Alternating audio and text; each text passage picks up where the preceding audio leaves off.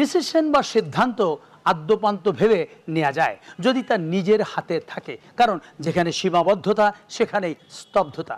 বাসাবাড়িতে দাওয়াতে যাওয়া উপলক্ষে প্রচলিত উপহারের বা মিষ্টি নিয়ে যাওয়ার উপদ্রব উপলব্ধি করে এই উৎপাত থেকে উপশমের জন্য আমন্ত্রিত অতিথির ভিন্ন প্রস্তাব। জি, অনেক খেলা, অনেক গল্প, এবার আসি ভাই। আরে কি বলেন, কি এমন খেলেন আপনি? না, রাতের বেলা খুব একটা খাওয়া যায় না, তারপরে বেশ খেয়েছি। ভাবি এত আইটেম করেছেন, সত্যি অনেক মজা হয়েছে। এটা রাখেন। এটা কি ভাবি? কিছু টাকা। এটা কি করে ভাবি? টাকা কেন?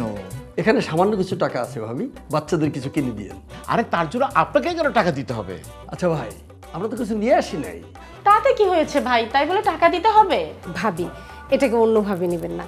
আমরা প্রথম ভেবেছিলাম মিষ্টি নিয়ে যাই, পরে মনে হলো কারো যদি ডায়াবেটিস থাকে তাহলে তো সে খাবে না।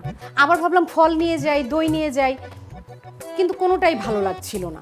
সেই জন্য তো বলছি, আমরা না কিনে আপনারা কিনবেন, আপনাদের পছন্দে। তারপর দেখেন ভাবি, কেউ মিষ্টি নিয়ে আসলে 2-3 প্যাকেট নিয়ে আসে, ফ্রিজে জায়গাই হয় না। তখন সামান্য কিছু ফ্রিজে রেখে বাকিটা দারোয়ান, ড্রাইভার না হলে কাজের বুয়াকে দিয়ে দিতে হয়। তার চেয়ে এইটাই তো ভালো, যখন দরকার টাটকা কিনে খাবেন, ফ্রিজে রাখার দরকার নেই।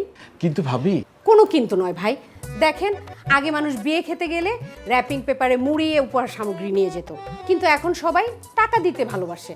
আবার যাদের বিয়ে তারাও টাকা দিতে ভালোবাসেন, কারণ টাকাটা বিয়ের খরচে কিছু সমন্বয় হয়। কিন্তু ওটা আর এটা তো এক জিনিস নয় ভাবি। বেড়াতে এসে টাকা দেওয়াটা একটু কেমন দেখায় না ভাবি? কিছুই দেখায় না। এটা নিয়ে আর কথা বলেন না তো ভাবি, প্লিজ রাখেন। হ্যাঁ, বিয়ের মতো এখন কেউ কোথাও বেড়াতে গেলে গিফটের বদলে টাকা দিয়ে আসে, দেখবেন ভাবি, এটাও এখন থেকে চালু হয়ে যাবে। আর কথা বলবেন না, এটা রাখেন।